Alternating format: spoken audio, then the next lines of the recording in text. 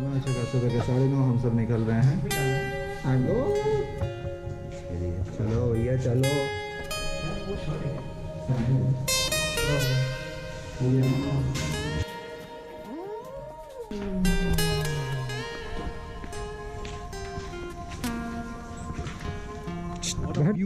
Water view Saharsa सामने आ जाता है। चलो भाई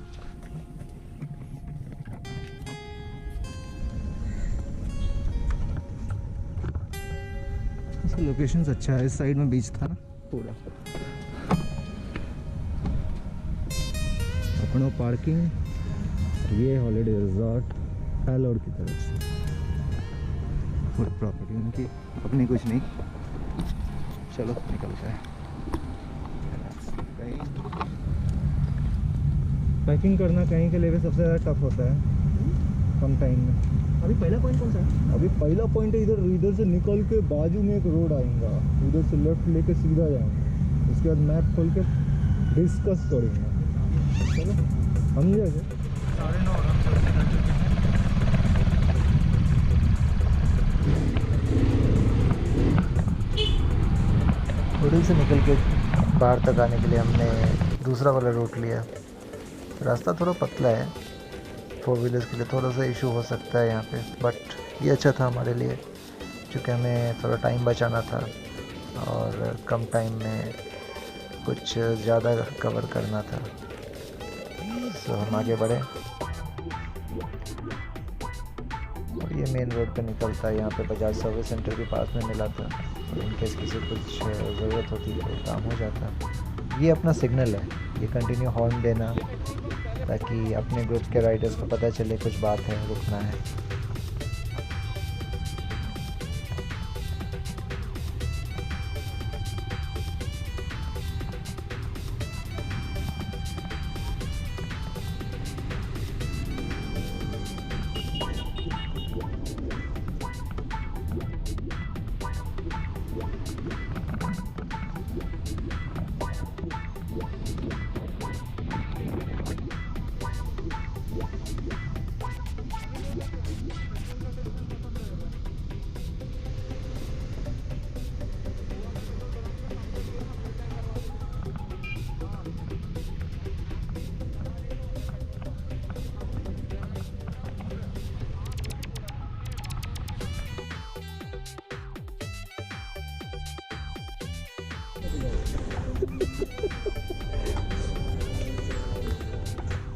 अपना ब्रेकफास्ट पॉइंट।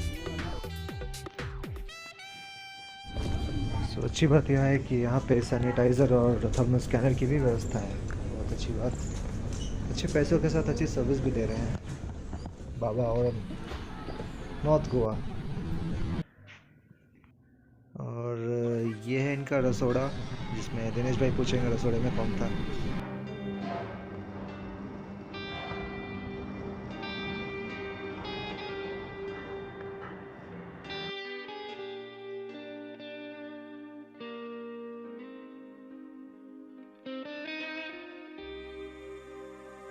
थोड़ा सा स्ट्रिक्ट होगा कुछ भी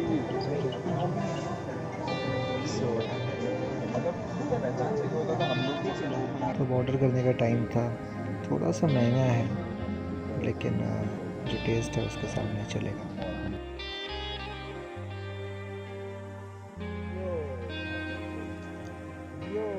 तो ऑर्डर करने के बाद थोड़ा सा वेट करना पड़ा, लगभग आधे घंटे, और फिर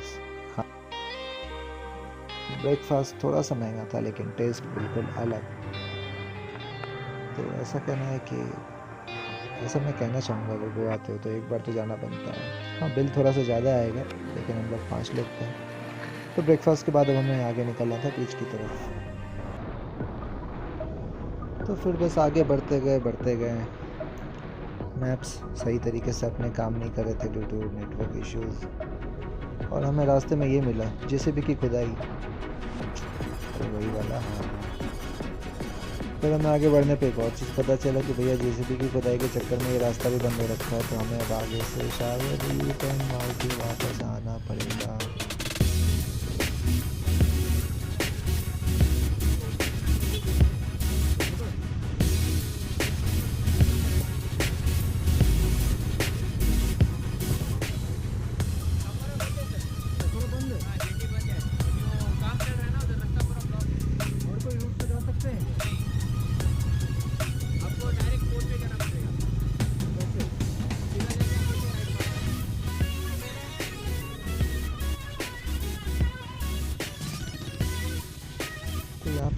बंद निकला।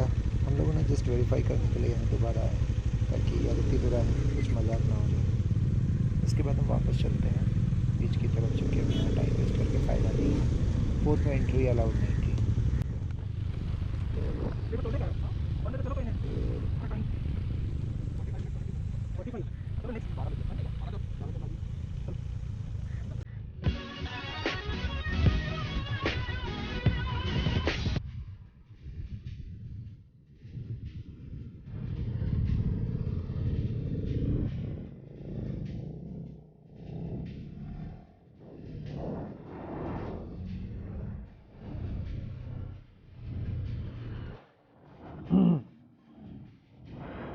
बिना इंटरनेट के फ़ोन लेकर चल रहे हो तो जिंदा हो तुम।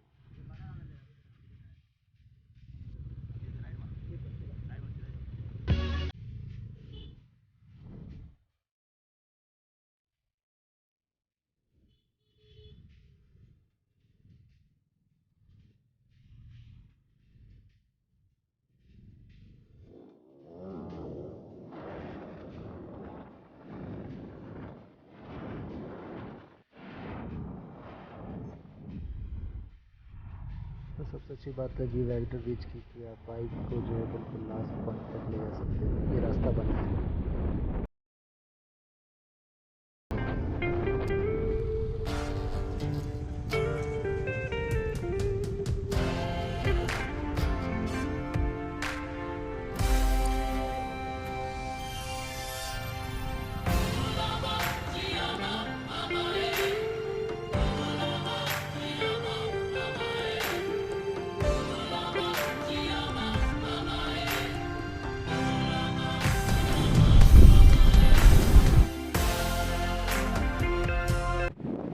हम सब आ चुके हैं वैगेटर बीच, गोवा।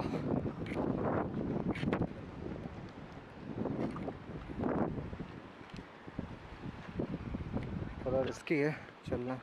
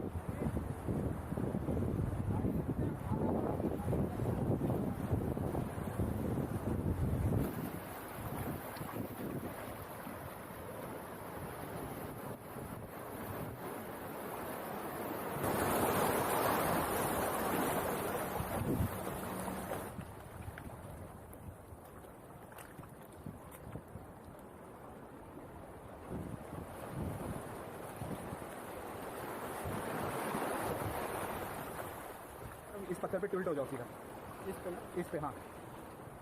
वो पैर यहाँ तक पहुँचाओ लेकिन उस पे वजन मत डालना, वो पैर उधर ही रखना। आ जाओ, हाँ बस बराबर, यही यही।